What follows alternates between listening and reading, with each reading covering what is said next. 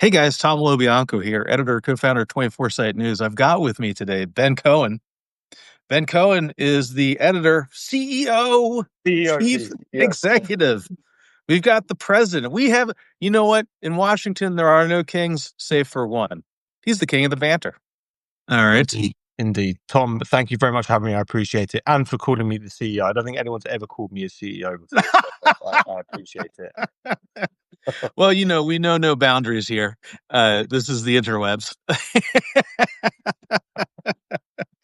Um, Ben, you've been writing some incredible pieces recently on the absolute, and I don't mind saying this, just the complete bullshit of somebody who used to be a journalist named Matt Taibbi, who is now a partisan, a complete partisan, and that's fine. I don't Plenty mind of saying this, people just the do. complete bullshit of somebody who used to be. Oh, yep, there you go. Yeah. Sorry, I'm playing you. Tom, I love your stuff so much that I'm playing you while I'm watching you. If first time caller, C-SPAN callers, if you're watching yourself on the TV, make sure to turn that volume down.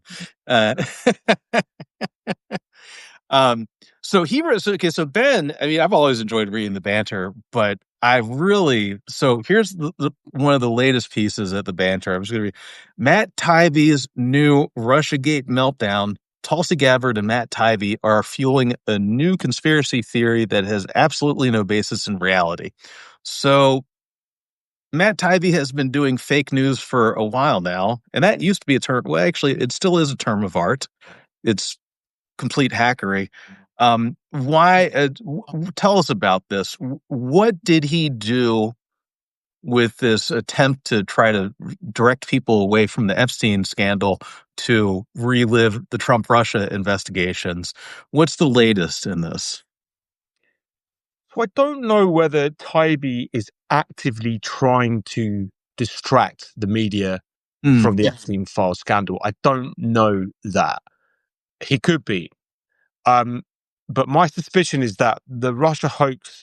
So Tulsi Gabbard certainly is, right. This is an obvious attempt, by the Trump administration to distract everybody from the Epstein file scandal by releasing this utter bullshit story about Obama creating a Russia hoax scandal. This is just, the story is completely bogus. So why is Matt Taibbi running with this? My suspicion is that this has been probably on some level, Taibbi knows the story is bullshit, right? But he stakes so much of his professional credibility on the Russiagate thing, the hoax, right? Despite mountains of evidence, bipartisan Senate reports, right, multiple intelligence agencies coming to the exact same conclusion that Russia interfered in the US election on behalf of Donald Trump with an extensive propaganda campaign. Yes. Via social media, primarily through social media channels. So we know that the story is basically true, right? That Russiagate did happen. But Taibbi staked much of his reputation on it not happening. That this was a giant deep state conspiracy. This was the DNC and Hillary Clinton and Barack Obama and the CIA and the FBI, and they were all in it together. They're all in it to there's this network of dastardly Democrats rigging democracy and censoring free speech. So I think that he is looking for anything, literally anything, to bolster that narrative, right? He's so obsessed with it that even when Tulsi Gabbard leaks a story, creates a massive false scandal, Taibbi's lapping it up, right? He's like, finally, I've been vindicated. He, without really understanding, I mean, he must know what Tulsi Gabbard is saying is nonsense. He must know. He must have read this, and some part of his journalistic brain is going, this doesn't really add up. Do you think there's is it like Darth Vader? Like, is there still a sliver of human journalist left in there somewhere? Yeah, I mean, he's not stupid. Like, Toby's anything but stupid. He's a very bright guy, and he was an excellent journalist. I don't enjoy talking shit about him. I really don't. I followed the guy for many, many years, and was a big fan of his work. I've read, most of his books. I even I spoke to him once. I interviewed him once. Really? Yeah, years and years ago, and he's great. So it's been kind of personally quite sad to watch this happen. Wow.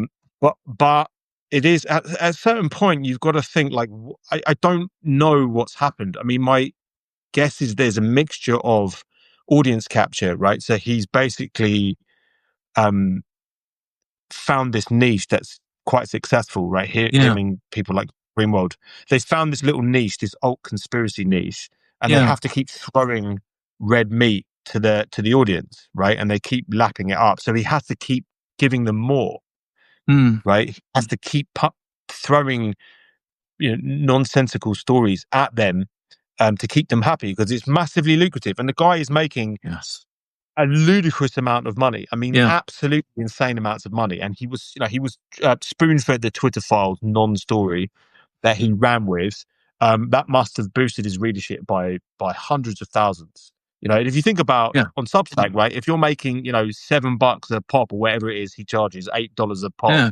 and you've got an extra 100,000 readers, right? An extra 100,000 paid subscribers. Yeah. That's maybe five, six, $700,000 a month that you're making Yes. from these kinds of stories. So I can only think that this is A, enormously lucrative, and B, he's just succumbed to audience capture. So he has to keep giving his audience what they Mm. want. Because I mean, this story, the Gabbard claim, right, that Obama falsified or suppressed Yeah. intelligence about the Russian interference, that that the senior officials deliberately withheld or overruled internal intelligence reports, right? Yeah. So it's like this idea that there's a suppressed document that proves that this entire narrative was fake and it was all politically motivated Yeah. hoax. It does nothing of the sort, right? It was a Yeah. draft presidential daily briefing. It stated that Russian and criminal actors did not impact recent US election results by conducting malicious cyber activities against the election infrastructure. But that's the distortion, right? Because nobody ever claimed that. Right. Nobody ever claimed that Yes. they were hacking election infrastructure. No. No. Right? It was um, uh, largely through social media. And Yeah. there were huge, massive investigations into exactly what happened. And we know there's extensive reports on what happened. We Yeah. know exactly what happened. Russians interfered, right? And the DNI, the CIA, the Yes. NSA, the FBI, all of them signed off on the official intelligence community assessment, right? Which Yeah. basically confirmed widespread Russian interference in the election. Predominantly through social media manipulation, Yes. cyber attacks, and stuff with the WikiLeaks stuff. Yes. So anybody who's vaguely familiar with how intelligence gathering works and how intelligence is presented, right? That it comes often in waves, right? Mm. That you have an initial intelligence report, and they don't really know whether it's 100% accurate. Then more stuff comes in, Yes. and it's irresponsible to then take a stance on it and say early on this is exactly what happened. They released information as it came in, and Obama was cautious. He's Yes. notoriously cautious. Obama, Yes. right? And the fact that they're now threatening him with arrest is, Yeah. I mean, this is just obvious Yeah. nonsense, right? And it's obviously designed to distract everybody from the Epstein files. I mean, Um, dude, I don't mind saying this as somebody who this reminds me a lot of Yuri Berliner, the guy who made himself famous and helped make the Free Press famous. Not the Detroit Free Press, I would note. I have no idea if there's a copyright lawsuit in there somewhere, but the other one, the Barry Weiss Free Press, yeah, he made his name um, writing about shit he knows absolutely nothing about. And I'm gonna say, right, and I don't mind saying that because I fucking covered that for 2 years. I covered it yeah, first for CNN and later for the Associated Press. I covered the right, House Russia investigation. I covered the Senate Russia investigation. I covered the federal investigation from the White House. And when I read through this stuff, it's like it reminds me of Yuri Berliner because it's like here's a business editor talking to me about intelligence gathering, right. claiming to know these things when in fact has not done anything. I was reading through your post and like It's I they cite he cites or I read his piece, the one that used the use site, and he cites an anonymous source from Devin Nunes' staff about the one partisan investigation they did, and I remember that. I think it was when they drove off campus to a skiff to review or some of the documentation, and they kind of came back. But traditionally, the intel committees used to work this way. At least they used to have to be bipartisan in terms of issuing reports. Now the House is very different from that now. And I'm like reading that. I'm like, well, holy crap, he's just regurgitating. I'd rather hear it from Devin Nunes than from the Right. knockoff. Okay. Yes, but with a veneer, he's giving it a veneer of credibility, right? Yeah.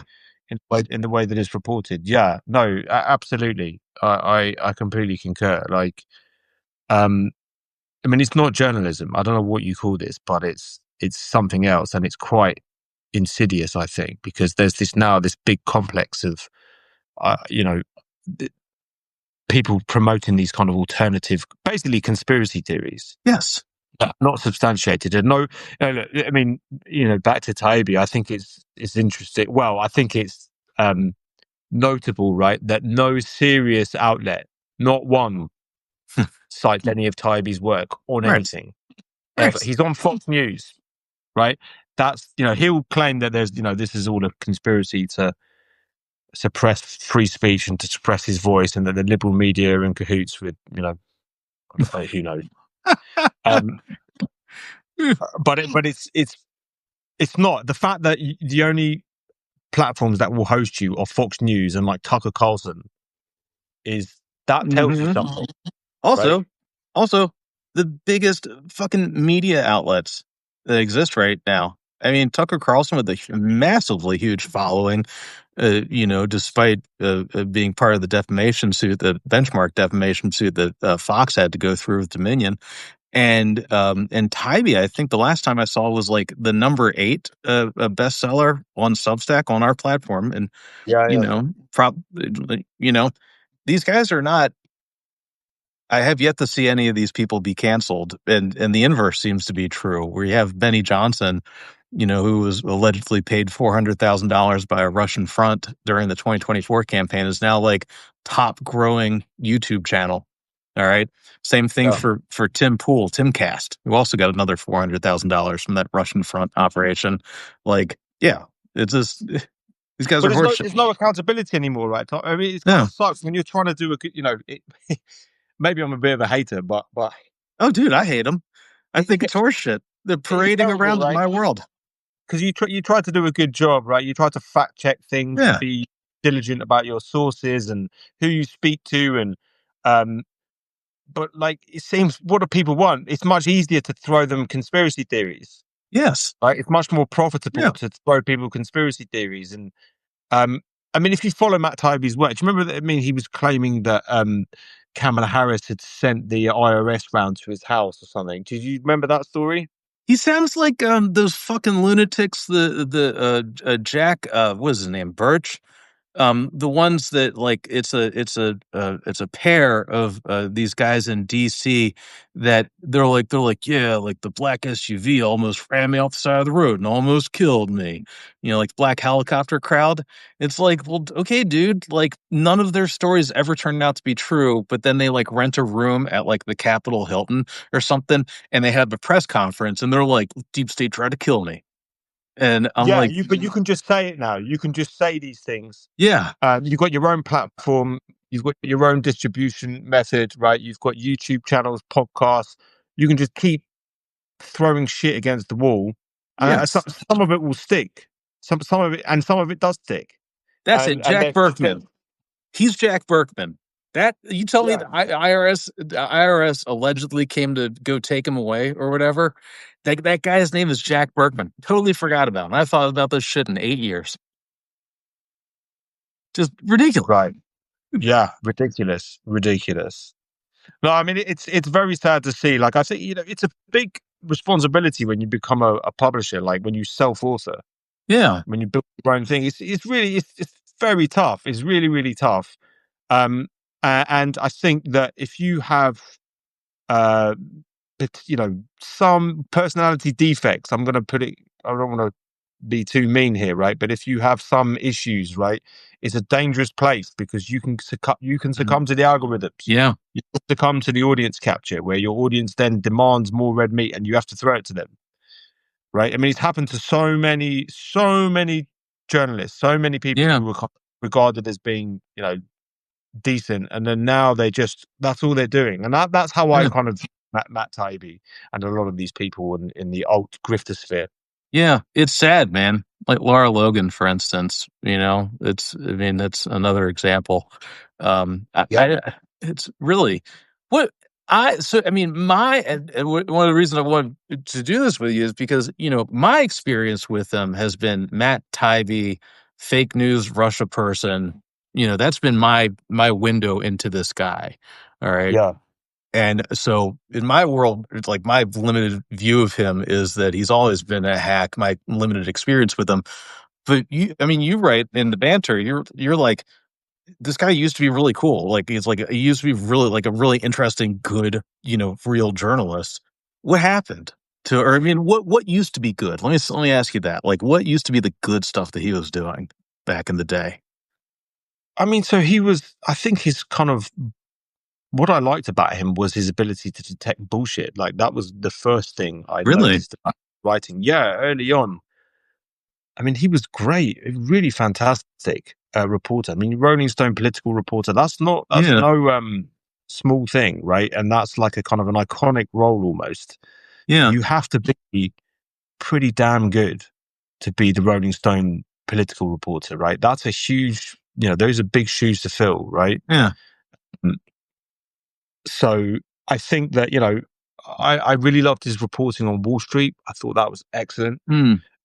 Although I'm going to have to go back and check, interesting now, I want to go back and reread some of his earlier work because maybe it isn't as good as I remembered it. How you Yeah. evolve over time, right? Yeah. You become savvier as you age.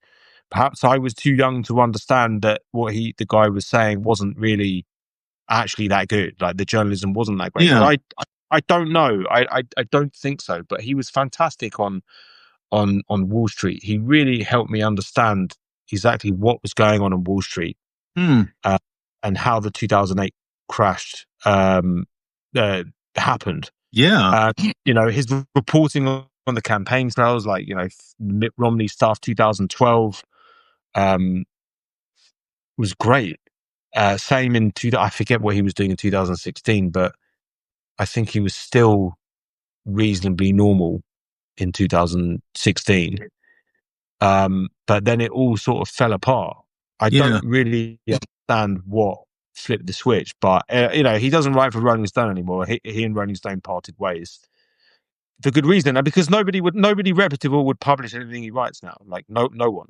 Yeah. And that's not a conspiracy theory. He Yeah. might think it's a conspiracy theory, but it's not. It's not. It's because his journalism is garbage. It's really bad. It's just filled with kind of like schoolboy errors, that really basic stuff Yeah. that if done, if you've been through any journalistic training, you're like, okay, well, like the Twitter file stuff was a classic example of that, like omitting key things. Like, the Twitter files, he made so many mistakes in the Twitter files Yes. stuff. And then he got dressed down by Mehdi Hassan over the sort of Oh, that's super right. basic errors there. I mean, it was one of the most embarrassing things that I've ever seen. I actually felt sorry for him. I'm like, oh, it was sad to watch because part of me still has a soft spot for the guy, Yeah. and to watch him go and basically incinerate his reputation like that, in front of the nation, and to get grilled by a real journalist. Mehdi Hassan is a Yes. proper journalist, right? Yes, he is. He got the Very guys good. for real. Um, and it was just, it was humiliating to watch. Um, but he keeps coming back for more. I guess maybe when making that much money, you don't care. You're willing to take shit like that. I mean, Yeah. the Russia-Ukraine story. He was out there saying this is a conspiracy theory, Oh, right? The that's right. Yes. CIA is cooking up a conspiracy that Russia is about to invade Ukraine, right? I mean, this is one he had to walk. This is one he had to walk back. He had to walk it back because obviously Russia Good. invaded Ukraine. Can't bullshit the way out of that one, right? That was too difficult to get out of. So he did. He put his hands up to, yeah, look, I got this one wrong. But he hasn't put his hands up and say, I got the Twitter file story wrong. That I was spoon fed a bullshit story by a malevolent billionaire Yeah. with a vested interest in putting out selective information on my political enemies and Trump's political enemies. He hasn't apologized for that. He's not going to apologize for this one, for smearing Obama over and basically calling for him to go to jail. Yeah. This is terrible. This is terrible stuff. Awful. Yes. Propagandizing on behalf of, Tulsi Gabbard. Jesus. Who's a joke. who is a massive joke. Like, who shouldn't be anywhere near government. Yeah. Cool. Let alone Yes. running all of the nation's intelligence agencies. Yes. Yes. You know what, man? Years ago, so the first spokesman for the first Trump lawyer, on the Trump Russia investigation, I think the first lawyer was Mark Kasowitz, but he was drinking too much, and this was before, allegedly, and that's why he didn't last very long. And that was before we ever, like, what apparently everybody knew and later found out, that Rudy Giuliani really was drinking too much throughout the day. Again, allegedly, I have not drank with him at 11 a.m., so I can't independently confirm that. Well, the spokesperson for the first lawyer was a guy named Mark Corallo. And when I was reading, I've had some interactions with him before in Washington. And I was reading Taibbi's recent piece, which you restacked. And it reminded me of my dealings with Mark Corallo many years ago, because Mark Corallo was representing a Pentagon contractor that allegedly had this, some big scandal or whatever. And this is 2009. I was working at the Washington Times back then. And I remember I followed the tip, and I, went down the rabbit hole. I was doing the reporting, and I would go back to Mark Corallo, and I'm like, hey, man, like, you say here that this is a signed contract, but I can't actually find the signed page. Could just go back to your client and just send it to me. Just provide me the documentation that proves what you're saying. And long and short is that, I've been getting a runaround from this guy for like 3 or 4 months. And finally I've developed a source inside the Pentagon that really told me what was going on. And it was a fascinating story about integrating health records between the Pentagon and the VA. But Corallo kept giving me the runaround. And when I was reading that Matt Taibbi piece, that's what it felt like. It felt like I'm like reading through, as you said, the unwashed opposition research, like somebody who had not done basic journalism. If your mother says she loves you, check it out. All right. Like, I just, like, that was the first feeling I got reading that. And I'm like, wow, this is weak. Like, come on, man. Like, you're allegedly, supposed to be something more than just a hack. Like, I don't know. That's what it reminded me of, man. And it was very, I usually don't read them, frankly, because I don't have time for that crap. Right. It's Yeah. I mean, that's the thing. It's not really worth. But the problem is he has a lot of influence, right? Yes, These he guys have does. a lot of influence, and they are unfortunately relevant. Yeah. So they have to be sort of, every now and then I'm like, okay, I guess I probably should look at what these guys are saying. What's going on in that world? What are they thinking? How are they framing events? What's the kind of narrative in the alt conspiracy world, and what angle are they taking this time around? And it gets worse and worse and worse. And I think you kind of have to get more and more detached from reality. The Yeah. deeper you get into this stuff, and that's exactly what's happened. I Yeah. mean, the fact that people are paying him. I mean, he puts together, huge volumes of work. Right, there was Yeah. one thing like thousands and thousands and thousands of words on a proof, right, that the DNC and all these think tanks were in cahoots together, um, trying to suppress free speech. And it was like, it was such a long article that I thought, you know what, I don't have the time to debunk all of this stuff because it's Yeah. kind of it was like 50 organizations that are all kind of coordinating to censor free speech, and these are all kind of, so I just was like, I literally just went, I'll choose that one and I'll follow that. I picked two of them randomly. I'm like, okay, I'm gonna check out whether any of this stuff um checks out, right? Great What work, is the man. difference? Yeah, yeah. And so I looked at I just took two examples completely randomly and followed the journalism. I followed the fact checking, and both of them just fell apart under the smallest bit of scrutiny. You're like, okay, Yeah. well, your your sourcing is basically non-existent. I forget the two examples that I used, but I have this up on the Banter. I can send you the piece. Yeah. But it was just embarrassing because it's like, okay, look, like it took me, 5 minutes to pick glaring holes in the central thesis that of your story, that there's this coordinated effort to suppress free speech around the world. I've got your thing up here, man, and you do a great job of this. And guys, if you're not already, make sure to subscribe to the Banter from Ben Cohen. It's very good. This is the piece here is July 22nd, 2025, which is only 2 days ago.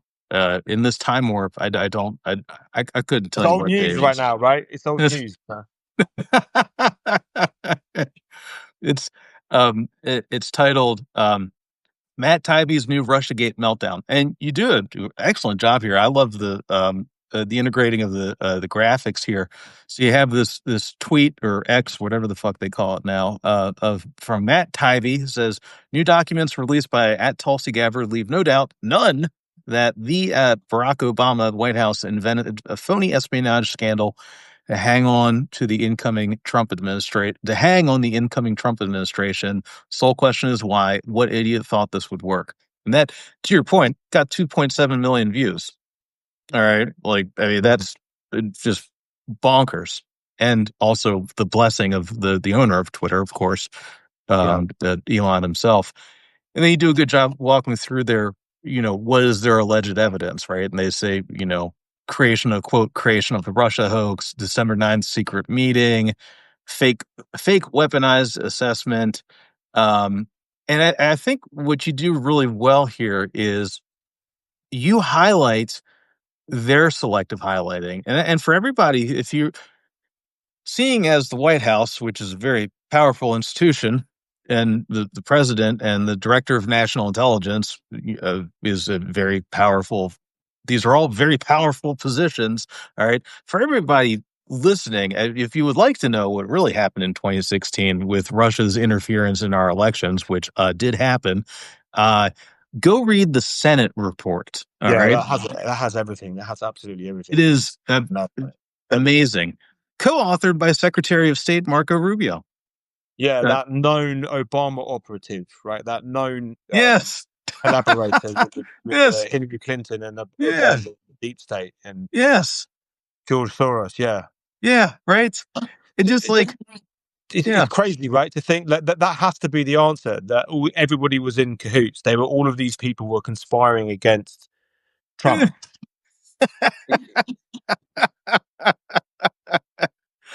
it's just like it's so. It. I think to me, it's like it's weak. Like I just like come on. Like I expect more. I mean, if Mm. you're gonna, right, if you're gonna play in the NFL, fucking show up to play. All right, don't bring this Yeah, bullshit. All right. it is, and that to me is the saddest thing, right? That um, if you've got a different opinion, I'm all ears. I'm all ears to Yeah. hear new information. If it's well argued, well researched, I'd love to read it. I'd love to see a coherent argument as to why there was a big conspiracy. But I mean, this is just nonsense. I mean, it was like again going back to the Twitter files stuff. Yeah. It's maybe there was something in the Twitter files thing, but it was impossible to tell because he botched the story so badly. You, it's um Well, and I wanted to go back here. There was a question here. Let me see if I can find it. Lana's you made a comment here. It feels like there's a dopamine feedback system in the conspiracy theories. I'm with you on that. I forget where I was reading about that, but yes, absolutely. I mean, reinforcement, right? I mean, that makes total sense. I don't know. I see James Lane. I don't know who Walter Kern is, but I will go Google now, and perhaps I will get lost in one of these rabbit holes. Let's find out. I don't know. Let's see. I feel like I'm reliving the past here. I have not thought about Jack Berkman in a long time. Um let's see. Who is Walter Kern? Um who is this guy? Literary critic, essayist, something something up in the air. I honestly don't know Walter Kern. I'm terribly sorry. Matt here, let's see, Walter Kern and Matt Taibbi. Let's see if Walter who? Walter Kern, Kirn. Um, Name rings a bell. Oh, by the way, the article I wrote on the Matt Taibbi going after this, what he called the censorship industrial complex. hmm, It's here we are. It's Matt Taibbi's insane 17,000 word attack on the censorship industrial complex. That was when we published that on the Banter. That was the piece I was referring to earlier, where it was a huge his Substack called The Racket. They did this huge report that turned out to be, just utter nonsense. Basically, Toby went after me after I published. I put did you really? yeah. I put a sort of a caption. Generated an image of one of Taibbi's charts next to Glenn Beck doing one of his George Soros. Awesome. That's Yeah, that fucking rocks. it went viral, and then Awesome. I had to like run off of Twitter because all of Toby's fans were spamming me Oh and my calling me god. names and stuff. I was getting inbox for months after that one. I'm like, I don't want to read That fucking rocks, man. It's so good. it. Yeah. Oh my god. What's this? Uh, I'm looking for uh the global censorship industrial what the fuck? All right, whatever. I'll show you a screenshot. I don't know if this is going to work, but I'll try to show you a screenshot of my computer while I'm watching, so you can kind of see what I'm talking. Can you see that? Tilt it down a little bit. Yes, just a little bit more. Yeah, that's fucking beautiful. Yeah. This was the piece. And that Oh. was the offending tweet that went viral, and then I got just mercilessly spammed by all of his readers. It was awful. It was really bad. I wish I'd never like done the tweet. uh, I've seen Jane Flynn, Walter Kern, and Tybee do a podcast. I'm going to be honest, Jane, and I don't know you. Please, don't take this the wrong way. I, Tybee has clearly, you've been here, you've been listening. Tybee has a shit track record. It's not an opinion. I mean, I'm a reporter. Ben, you're a journalist. Like, we traffic in reality. If this is not about dopamine hits. Otherwise, if we were doing that crap, we probably wouldn't be here. I mean, if I was making $100,000 a month, I wouldn't be substacking. Frankly, I don't know why. I don't know. I mean, if the Russians were paying me $400,000 for only 6 episodes, and I was like independently wealthy from it, I probably wouldn't be doing this right now. And yet Benny Johnson and Tim Pool are still, in rotation at the press pool. So it's, I am interested. I will check out Walter Kern though. I'll do my independent research on him and, see what that is. The dopamine hit. I know, right? Lana? Yes, we all are. Yes. God. Yeah, it's a good thing we're poor. There we go. Well said, Lana. Yeah. If you want to not get rich, do an ethical Substack. That's my advice to you. Yes. Right. Yes. If you want to write an ethical Substack that you're committed to actually like following the truth and sourcing your work and spending a lot of time making sure you're fact checking stuff and not catering to the crazies, then yeah, it's a really fast way to not make much money. Hmm. So it is. It really is. Um, I see you there, Jane. You want to know what happened to Taibbi? Really, read Ben if you're not already. Just really great dissection. It's very, I mean, it is very strange. I have to check out Kern. I really don't know him at all. So and maybe he's. I mean, I guess as you know, as noted here, Taibbi is brilliant about fiction. That is one of our a running theme throughout this discussion Yeah, today. and he's a good fiction. Yeah, I mean, he's definitely a good fiction author. Like, I don't know if he's deliberately doing fiction, but it is good fiction. It's got twists and turns and black helicopters, everything you need for a good time. um, well, I'm gonna wrap it up here, Ben. Ben, where do we find your work? How do we sign up for more? Just go to the banter.substack.com. TheBanter, thebanter.substack.com. I was one of the early people on to Substack. I was there Nice. quite pretty early on before it became a big hit. Now everybody's on Substack, so I'm feeling like one of the OGs. But That's right, baby. find us there. Find us there. You can follow us, subscribe to the newsletter. We do about we have some paid articles, but we do a lot of free stuff too. I'm not on Twitter. I don't really see the point because Yeah. Mecha Hitler. Fuck that shit. yeah, I'm not really up for that. I kind of mess around with what's it called? The other one. Blue Sky. Yeah, but not Yeah, really. I know. I'm on it. So yeah, I spend so much time on it. I can't remember what it's called. But I am on Blue Sky. Ben Cohen, you can find me there. But mostly on Substack. I put all my chips in on Substack, so that's where you can find me. Substack is a great home. It really is, and it's Right. where the refugee of normies. Yes. Let's if it stays that way. Uh, Well, as long as we're here, right, Tom? that's right, baby. Hell yeah. Yeah. Yeah. All right, guys. I'm Tom Lobianco. You can find me if you haven't subscribed already, right up there at the top. 24 site news. Hey, what's up, inkjet printer? Um, there we go. 24sight.news. And if you haven't subscribed already, make sure to hit it. It's like somewhere up the top of that screen. Uh, love you guys. We got more coming. Okay. And, next time Matt Taibbi takes a dump in print, we'll probably be on here talking about it.